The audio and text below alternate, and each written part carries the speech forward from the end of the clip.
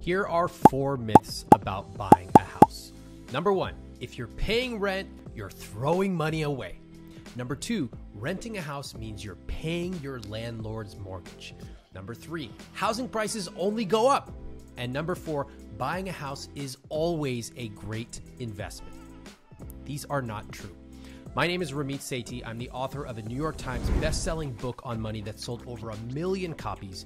And I have spent over 20 years calling out the myths of the financial industry so you can take control of your money and live a rich life. In this video, I'm going to break down the 4 common myths about buying a house that trick people into making the biggest purchase of their life before they are ready. Myth number 1, if you're paying rent, you're throwing money away.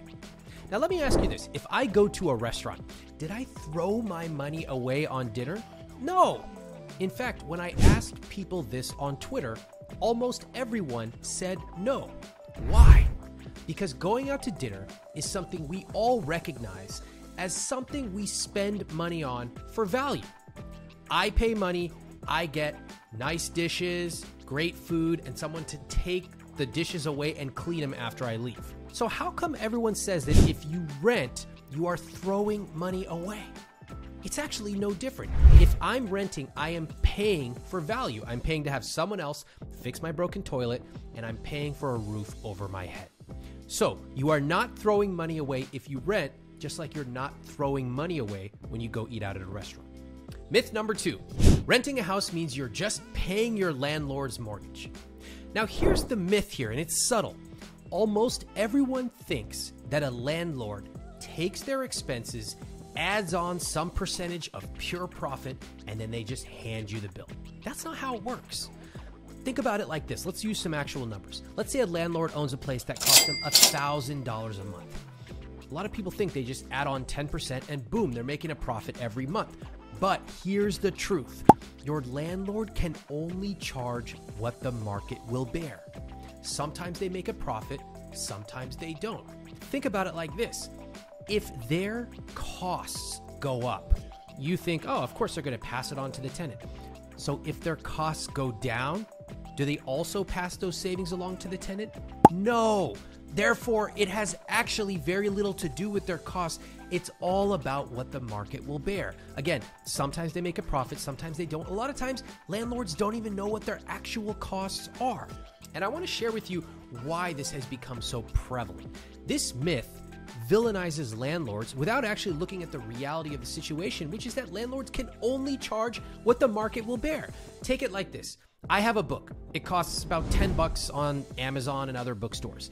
If I suddenly buy a really expensive car, my costs have gone up. Can I charge $100 for that book? Sure, I can try to charge that, but the market is not going to pay $100 for my book.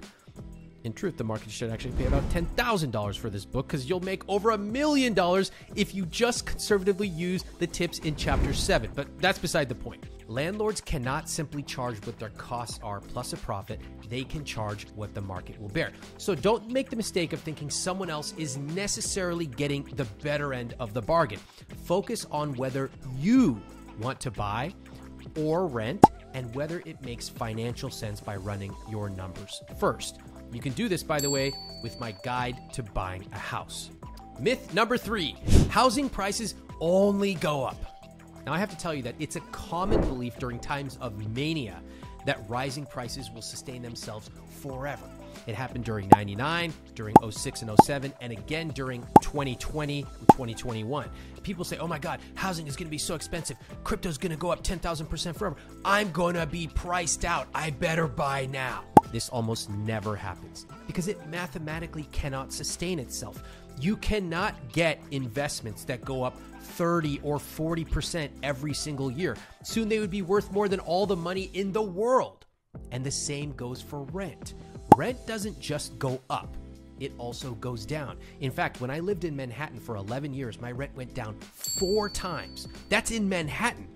Now, in another video, I'll explain how that works and how you can negotiate your rent. But if you are thinking of buying a house and the prices are high, meaning you cannot afford them based on some rubrics, my suggestion is wait. Happily rent. Invest your money, save your money, and when the time is right, you will know that you can afford it. Now, our final myth.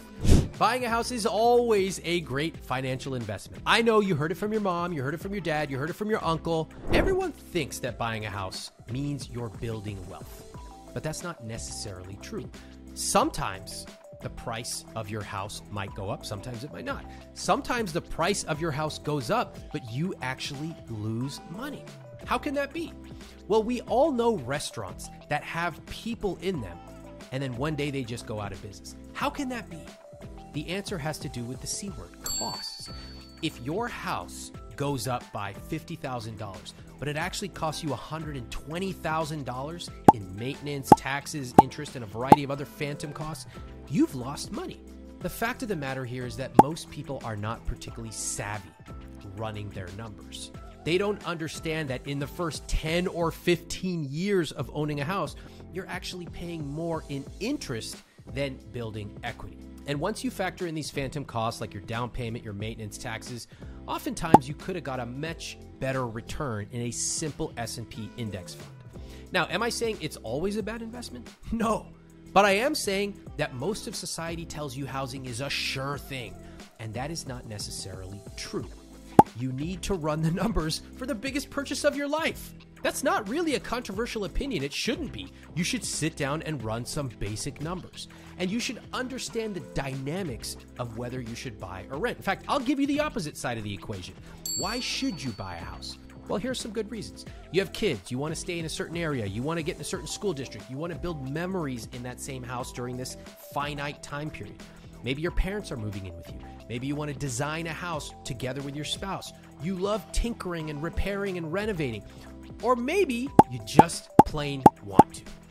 All of those can be valid reasons to buy. But notice what's not on that list, that you need the price of the house to go up. Because again, buying a house does not always mean you're building wealth. So should you factor in the numbers? Of course. Should you also factor in the non-financial reasons of buying versus renting? Also, of course. Now, here's what you need to do. If you are thinking of buying, or if you're feeling a little resentful that you have to rent, you feel like you're throwing money away, I want you to run the numbers first. Here are some basic guidelines. Your total housing costs, as a general guideline, should be less than 28% of your gross monthly income.